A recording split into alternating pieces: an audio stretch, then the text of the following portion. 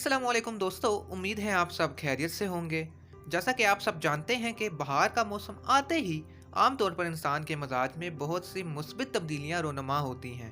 साथ ही साथ इस खुशगवार मौसम से लुत्फ़अंदोज़ होने के लिए मुख्तलिफ अंदाज के त्यौहार भी मनाए जाते हैं, जिनमें से एक त्यौहार यानी बसंत के ऊपर हम मुख्तलिफ पहलुओं से बात करेंगे। पतंगबाज सजना से पतंगबाज सलमा से पतंग। बसंत एक ऐसा त्यौहार है जो कि बहुत से ममालिक में अपनी तहजीब व सकाफत के साथ पुरजोश अंदाज से मनाया जाता है, मगर अफसोस के साथ पाकिस्तान में इस त्यौहार को मनाने की रवायात पहले की तरह बरकरार नहीं रह पाई। यही वजह है कि बहार की आमद का पैगाम समझा जाने वाला ये त्यौहार पाबंदी की जद में आ गया। तअज्जुब की बात यह है कि कुछ सूबों में तो इसको मनाने की कोई पाबंदी नहीं है, मगर जिस सूबे में ये त्यौहार पुरजोश अंदाज से मनाया जाता है वहाँ इस पर मुकम्मल तौर पर पाबंदी आयद कर दी गई है। मगर उससे भी ज़्यादा हैरान कुन बात यह है कि इतनी पाबंदी के बावजूद भी हर साल पंजाब के बड़े शहरों यानी लाहौर, रावलपिंडी और फैसलाबाद में बसंत बगैर किसी खौफ के इंतहाई जोश व खरोश के साथ मनाई जाती है। सवाल ये है कि आखिर ये पाबंदी क्यों लगी और इतने साल से लगी हुई इस पाबंदी का आखिर हमें क्या फ़ायदा पहुंचा। सवाल ये भी है कि अगर बसंत वाकई खूनी खेल है तो फिर पाबंदी सिर्फ सूबा पंजाब में ही क्यों लगाई गई।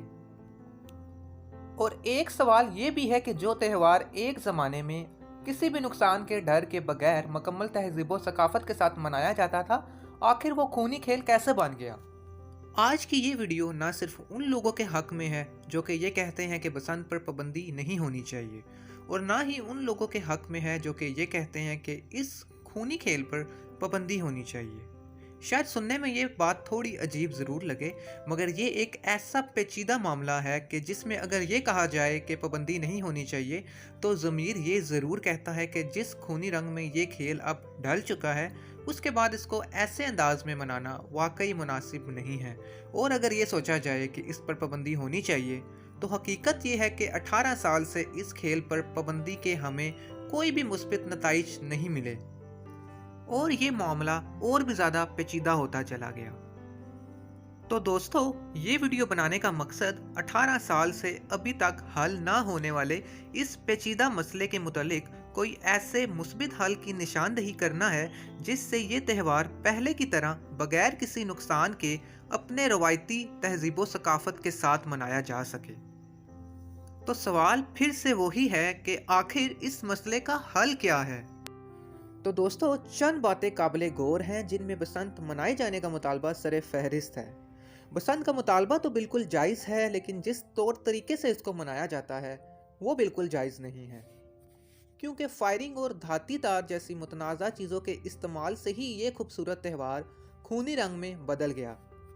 लिहाजा शहरी जो हर सूरत बसंत मनाना तो चाहते हैं मगर एक ज़िम्मेदार शहरी होने का सबूत नहीं देते। तो दोस्तों, बसंत के त्यौहार को दोबारा बहाल करने के लिए सबसे पहले शहरियों के लिए ये बात समझना बहुत ज़रूरी है कि बसंत के त्यौहार को इन खूनी फितनों के बगैर भी बेहतर तरीके से मनाया जा सकता है। और दूसरी तरफ ये बात भी काबिल गौर है कि जो कानून 18 साल से आज तक इस मसले का हल सिर्फ पाबंदी में तलाश कर रहा है, तो क्या पाबंदी के इन 18 सालों में कोई एक भी साल ऐसा है जिसमें बसंत ना मनाई गई हो।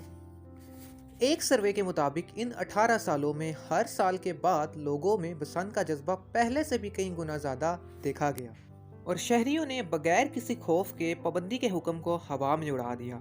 और मज़े की बात तो ये है कि इस अमल में कुछ कानून के रखवाले भी शामिल थे। दरअसल बसंत को लेकर लोगों की जुनूनियत और इसके मनाने वालों की तादाद इतनी ज़्यादा होती है कि वो वाकई कानून के लिए कंट्रोल करना बहुत मुश्किल है।